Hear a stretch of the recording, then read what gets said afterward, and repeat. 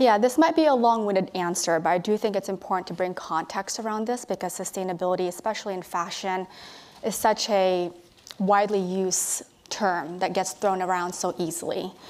And while our mission extends beyond sustainability, sustainability was born out of our commitment to integrity, which is one of our core values. It's one of my greatest values. And what that means to me is doing the right thing when no one's watching. And I never wanted to build a business just for profit, just to sell clothes. I wanted to build a business with meaning and purpose and serving with significance.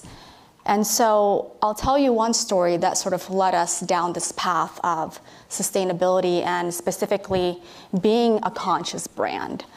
And it was 3 years ago when we were building out our first brick and mortar store in Capitol Hill. And a customer inquiry came through that seemed to be fairly simple and straightforward. Where are your materials from and where are your clothes made from? And at the time we were selling other brands. We were not producing our own clothing. And so I asked the question. I had great relationships with our brand reps. And what seemed to be a fairly simple question or information to obtain was the exact opposite. And it really rattled me inside because at the core of my being, I never wanted to. Can you be more specific? What was not exactly what you thought it was going to be? Or the inability to provide adequate information. Okay. About where the clothing is made from or where the materials are coming from. Got it. And I would say that experience really revealed the hidden layers of fashion, what goes behind the scenes, and perhaps the intention of clothing companies to keep their sales and manufacturing departments separate from each other. And so that was really eye-opening. And the inability to communicate that to my customer didn't feel good internally. And it really, it led me down this path of getting curious around sustainability and what is sustainable fashion? How can I define it in my own way that makes sense to me, that I can easily apply in my day-to-day? Mm-hmm. And we also wanted to be more inclusive. We wanted our clothing for everybody.